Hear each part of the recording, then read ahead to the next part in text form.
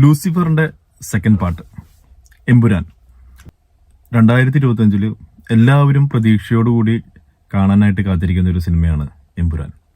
ഇപ്പൊ ലൂസിഫർ എന്ന സിനിമയെ പറ്റി സത്യസന്ധമായിട്ട് പറയുകയാണെങ്കിൽ പൃഥ്വിരാജ് മോഹൻലാൽ തമ്മിൽ ഒത്തുചേരുന്നു. പൃഥ്വിരാജ് ആദ്യമായിട്ട് സംവിധാനം ചെയ്യുന്നു, ലാലേട്ടൻ അതിൽ അഭിനയിക്കുന്നു. ഈ ഒരു ഹൈപ്പ് കൊണ്ടാണ് എനിക്ക് തോന്നിയത് കേട്ടോ ലൂസിഫർ സിനിമ അത്രയധികം ഹിറ്റാവാനായിട്ടുള്ള കാര്യം. കാരണം പല ആളുകളും ലൂസിഫറിനെ പറ്റി അത്ര നല്ല അഭിപ്രായം പറയാത്ത ആളുകളുണ്ട്. ഇത്രയും പൈസ കളക്ട് ചെയ്യാനുള്ള ഒരു സിനിമയാണോ എന്നെല്ലാം പല ആൾക്കാരും ആ സമയത്ത് ഡിസ്കസ് ചെയ്ത് ഞാൻ കേട്ടിട്ടുണ്ട്.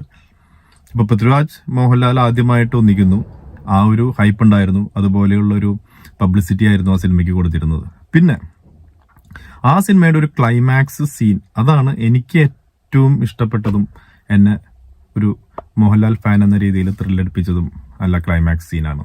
അത് തന്നെയാണ് നമ്മുടെ എമ്പുരാൻ എന്ന് പറയുന്ന സിനിമ വരുമ്പോൾ എല്ലാവരും പ്രതീക്ഷയോടുകൂടി ഒത്തുനോക്കുന്നത്. കാരണം ഖുറേഷി എബ്രഹാം എന്ന പേര് ലൂസിഫറിന്റെ അവസാനം റിവീൽ ചെയ്യാണ്. അപ്പൊ ഈ ടീസർ നമ്മൾ കണ്ടു. 2 മിനിറ്റിന്റെ കൂടുതലുള്ള ഒരു ടീസറാണ് പൃഥ്വിരാജ് റിലീസ് ചെയ്തിരിക്കുന്നത്. അതിൽ പൃഥ്വിരാജ് പറയുന്ന ഒരു കാര്യമുണ്ട്, അല്ലെങ്കിൽ ടീസറിലുള്ള പല കാര്യങ്ങളും ചിലപ്പോൾ സിനിമയിൽ ഉണ്ടാവില്ല. കാരണം ടീസർ ഷൂട്ട് ചെയ്ത ഭാഗങ്ങൾ വെച്ച് മ്യൂസിക് ചെയ്ത് ടീസർ ഇറക്കിയിരിക്കുകയാണ്. ഇനി അതിന്റെ എഡിറ്റിംഗ് ഇപ്പൊ കഴിഞ്ഞിട്ടുണ്ടാവും. അതെല്ലാം കഴിഞ്ഞിട്ടായിരിക്കും ഇനിയൊരു അതിന്റെ ഒരു പ്രൊമോ വരുന്നത്. അപ്പൊ ചില ഭാഗങ്ങൾ ചിലപ്പോൾ നമ്മുടെ ടീസറിൽ കണ്ടത് ചിലപ്പോൾ സിനിമയിൽ ഉണ്ടാവാനും വഴിയില്ല.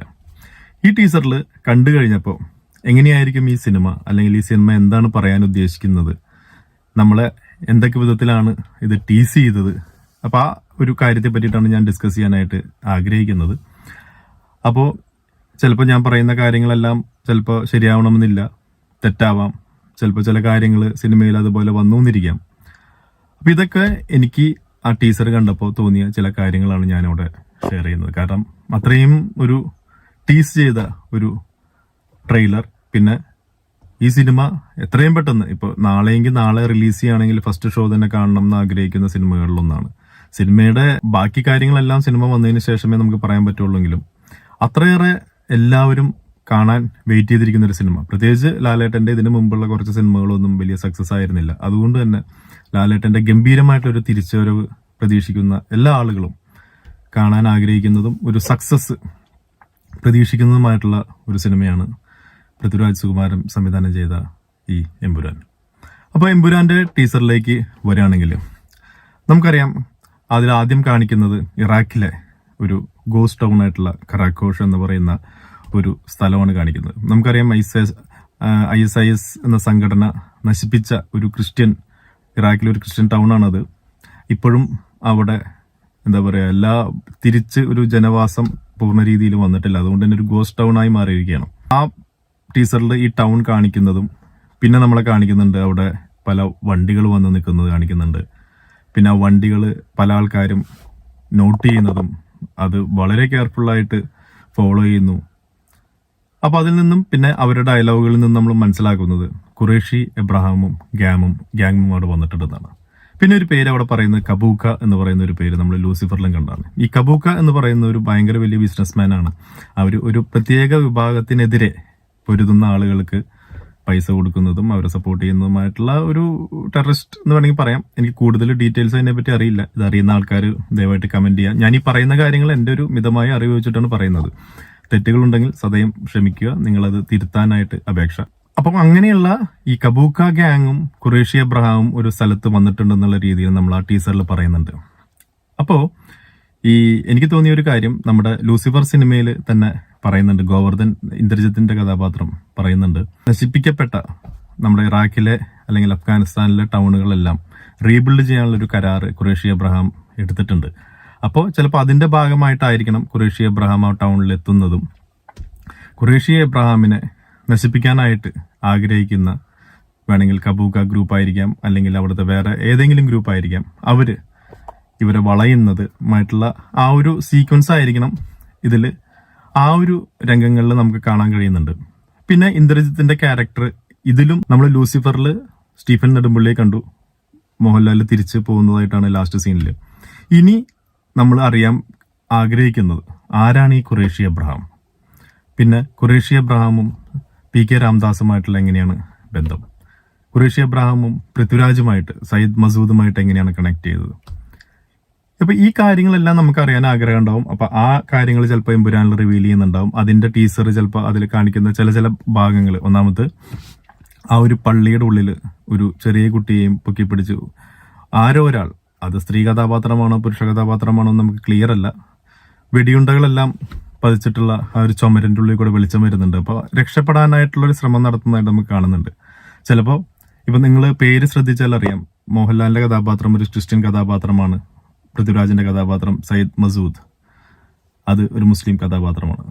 ചിലപ്പോൾ ഈ എന്താ പറയുക മതപരമായിട്ടുള്ള വാർ നടക്കുന്ന സമയത്തിൽ ചിലപ്പോൾ മോഹൻലാൽ പൃഥ്വിരാജിനെ രക്ഷപ്പെടുത്തിയതാവാം, അല്ലെങ്കിൽ അവർ ഒന്നിച്ച് അവിടെ നിന്ന് രക്ഷപ്പെട്ടതാവാം. അപ്പൊ എന്തോ ഒരു കാര്യം സയ്യിദ് മസൂദിന് ഒരു തീർത്താൽ തീരാത്ത ഒരു കടപ്പാട് ഖുറേഷി അബ്രഹാമിനോടുണ്ട് എന്ന് വേണം നമുക്ക് മനസ്സിലാക്കാൻ. കാരണം അത്രയധികം വിധേയത്വത്തോട് കൂടിയിട്ടാണ് ഖുറേഷി അബ്രഹാമിന്റെ അടുത്ത് സയ്യിദ് മസൂദ് പെരുമാറുന്നത്. അപ്പോൾ ആ ടീസറിൽ കാണിക്കുന്ന രംഗങ്ങൾ, ഇപ്പോൾ കൈ പിടിക്കുന്നത് കാണിക്കുന്ന ഒരു കുട്ടി മറ്റൊരു കുട്ടിയെ ഉയർത്തിപ്പിടിക്കുന്ന ഒരു എന്താ പറയാ ഒരു വാർ സിറ്റുവേഷനിൽ തീയെല്ലാം കത്തിയിരിക്കുന്ന ഒരു സ്ഥലത്ത് ഇങ്ങനെ എടുത്തു പിടിച്ചിരിക്കുന്ന ഒരു ഷോട്ട് നമ്മളതിൽ കാണുന്നുണ്ട്. ചിലപ്പോൾ അത് ഒരു പക്ഷേ ആ ഫ്ലാഷ് ബാക്ക്, ചിലപ്പോൾ ഗോവർദ്ധനിലൂടെ ആയിരിക്കാം ഈ ഫ്ലാഷ് ബാക്ക് പറയുന്നത്. ലാലേട്ടൻ ഖുറേഷി അബ്രഹാമിനെ പറ്റി വീണ്ടും പറയുന്നു, അദ്ദേഹം ആരായിരുന്നു, ചിലപ്പോൾ ഈ ഗോവർദ്ധനിലൂടെ ആയിരിക്കാം ചിലപ്പോൾ ഫ്ലാഷ് ബാക്കിലേക്ക് പോകുന്നത്. സയ്യിദ് മസൂദും ഖുറേഷി അബ്രഹാമും തമ്മിൽ എങ്ങനെയാണ് അവർ കണക്ട് ചെയ്തിരിക്കുന്നതും ചിലപ്പോൾ ഇന്ദ്രജിത്തിലൂടെ ആയിരിക്കാം പറഞ്ഞു പോകുന്നത്.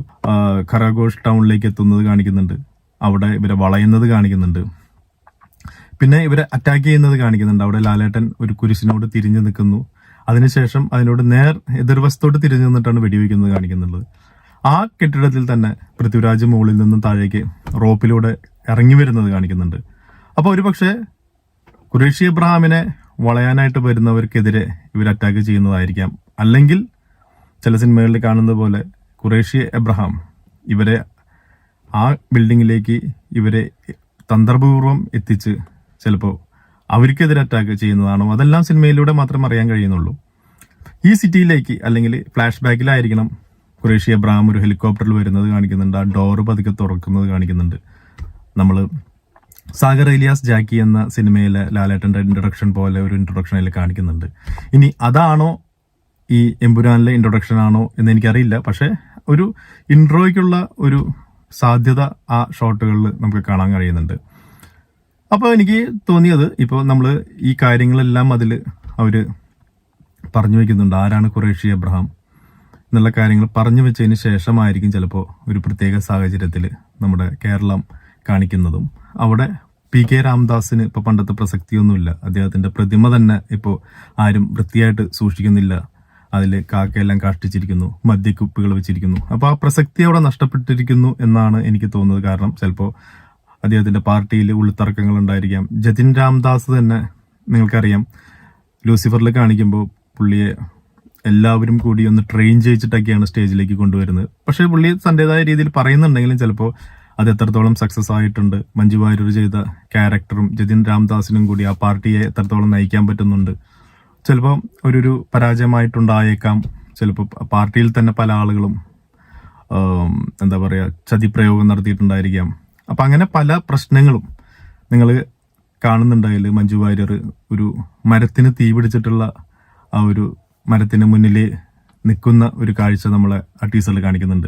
അപ്പം അങ്ങനെയുള്ളൊരു സാഹചര്യം എന്ന് പറഞ്ഞാൽ ആകെ തീ പിടിച്ചിരിക്കുന്ന ഒരു സാഹചര്യത്തിൽ ചിലപ്പോൾ ഇന്ത്യയിലേക്ക് സ്റ്റീഫൻ നെടുമ്പള്ളിയായി ലാലേട്ടൻ വരുന്നതാകാം. കാരണം ആ തീ പിടിച്ചിരിക്കുന്ന മരത്തിന്റെ മുന്നിൽ ലാലേട്ടനും ലാലേട്ടന്റെ അനുയായികളും നിൽക്കുന്ന ഒരു ഷോട്ടും അതിൽ കാണിക്കുന്നുണ്ട്. ചിലപ്പോൾ ഈ മഞ്ജു വാര്യരുടെ അല്ലെങ്കിൽ അവർ താമസിക്കുന്ന വീടോ അല്ലെങ്കിൽ അതിന് അവരുടെ ഏതെങ്കിലും ബിൽഡിങ്ങോ കത്തിക്കുന്നതായിരിക്കാം. അപ്പോൾ അതിന് രക്ഷകനായിട്ട് എല്ലാം നഷ്ടപ്പെട്ട ഒരു അവസ്ഥയിൽ അതിൽ തന്നെ ഇപ്പോൾ നമ്മുടെ ടൊവിനോ ചെയ്യുന്ന കഥാപാത്രത്തിന് PK രാംദാസിനെ നോക്കി നിൽക്കുമ്പോൾ PK രാംദാസ് പറയുന്നതായിട്ട് നമ്മളതിൽ കാണിക്കുന്നുണ്ട്, എല്ലാം നഷ്ടപ്പെട്ട ഒരു സാഹചര്യത്തിൽ നിങ്ങൾക്ക് തുണയായി അവനെ ഉണ്ടാവുകയുള്ളൂ. അപ്പൊ അങ്ങനെ ഒരു സാഹചര്യം സൃഷ്ടിച്ചതിന് ശേഷം റീ എൻട്രി ആയിട്ട് ചിലപ്പോൾ രണ്ടാമതൊരു ഇൻട്രഡക്ഷൻ അല്ലെങ്കിൽ സ്റ്റീഫൻ നെടുമ്പള്ളിയായിട്ട് ഒരു ഇൻട്രഡക്ഷനും കൂടി ചിലപ്പോൾ ഉണ്ടാവാൻ സാധ്യതയുണ്ട് സെക്കൻഡ് ഹാഫിൽ.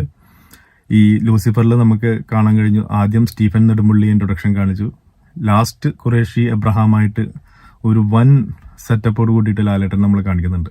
അതുപോലെ നേരെ തിരിച്ചിവിടെ കാണിക്കാം, ഖുറേഷി അബ്രഹാമായിട്ടുള്ള ഇൻട്രൊഡക്ഷൻ ഖുറേഷി അബ്രഹാം ആരായിരുന്നു, എങ്ങനെയാണ് ലാലേട്ടൻ അവിടെ ഖുറേഷി അബ്രഹാമായി മാറുന്നത്, ഇതെല്ലാം കാണിച്ചതിന് ശേഷം ചിലപ്പോൾ കേരളത്തിലേക്ക് സ്റ്റീഫൻ നെടുമ്പള്ളിയായിട്ടുള്ള റീഇൻട്രൊഡക്ഷൻ ചിലപ്പോൾ ഉണ്ടാവാനായിട്ടുള്ള സാധ്യതയുണ്ട്.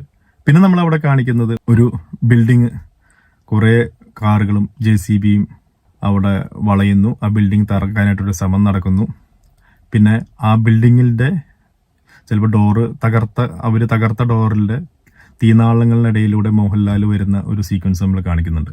അതൊരു പക്ഷേ ചിലപ്പോൾ ഇനി സ്റ്റീഫൻ നെടുമ്പള്ളി ആയിട്ടുള്ള ഒരു കേരളത്തിലേക്കുള്ള ഇൻട്രൊഡക്ഷൻ ആണോ എന്ന് ഞാൻ സംശയിക്കുന്നു. കാരണം ഇപ്പൊ മഞ്ജു വാര്യർ തീയെല്ലാം ആളി കത്തുന്ന ഒരു മരത്തിന്റെ മുന്നിൽ നിൽക്കുന്നതായിട്ട് കാണിക്കുന്നുണ്ട്. അത് ചിലപ്പോൾ ഈ മഞ്ജു വാര്യരുടേതായിട്ടുള്ള ചിലപ്പോൾ ഇനി ബിൽഡിംഗ് അവരുടെ അസോസിയേറ്റഡ് ആയിട്ടുള്ള എന്തെങ്കിലും ബിൽഡിംഗ് ആണോ, അത് തകർത്ത് ഒന്നും ചെയ്യാൻ പറ്റാത്ത നിസ്സഹായമായി നിൽക്കുന്ന ഇവർക്ക് മുന്നിലേക്ക് ലാലേട്ടൻ കടന്ന് വരുന്നതാണോ ആ ദൃശ്യം, ഒന്നും അറിയില്ല. അപ്പൊ ഇങ്ങനെയൊക്കെ സംഭവിക്കാനായിട്ടുള്ളൊരു സാഹചര്യമുണ്ട്. അപ്പൊ എന്തൊക്കെ പറഞ്ഞാലും ഈ ഒരു സിനിമ എന്ന് പറഞ്ഞാൽ ഒരു ഭയങ്കര വലിയൊരു സിനിമ ആയിരിക്കും എന്ന കാര്യത്തിൽ യാതൊരു സംശയമില്ല. കാരണം ഖുറേഷി അബ്രഹാം എന്ന ലാലേട്ടന്റെ ക്യാരക്ടറിന്റെ കുറെ കാര്യങ്ങൾ എന്തായാലും ഒരു ഫസ്റ്റ് ഹാഫിൽ അത് കാണിക്കും. എന്തായിരുന്നു ഖുറേഷി അബ്രഹാം, ആരാണ് ഖുറേഷി അബ്രഹാം, എന്താണ് ഖുറേഷി അബ്രഹാമിന്റെ പ്രസക്തി, പിന്നെ ഇല്യൂമിനാറ്റി എന്ന് പറയുന്ന സംഭവത്തെ പറ്റി ചിലപ്പോൾ പ്രതിപാദിക്കാം. അപ്പൊ അതിനുശേഷം സ്റ്റീഫൻ നെടുമ്പള്ളി ഇല്ലാത്ത ഒരു കേരളത്തിൽ ഇപ്പോഴത്തെ അവസ്ഥയിലേക്ക് കൊണ്ടുവരാം. മഞ്ജു വാര്യരുടെയും ഇപ്പൊ ടോവിനോ ചെയ്ത കഥാപാത്രത്തിന്റെയും ഇപ്പോഴത്തെ അവസ്ഥ. ഇനി ടോവിനോ ചെയ്ത കഥാപാത്രം മരണപ്പെടുന്നുണ്ടോ എന്ന് പോലും അറിയില്ല. കാരണം മഞ്ജു വാര്യർ കുറെ പാർട്ടി നേതാക്കളുടെ അല്ലെങ്കിൽ പാർട്ടി അണിയറ പ്രവർത്തകരുടെ ഇടയിലൂടെ ഒരു കെട്ടിടത്തിലേക്ക് വരുന്ന ഒരു ദൃശ്യം നമ്മളെ കാണിക്കുന്നുണ്ട്.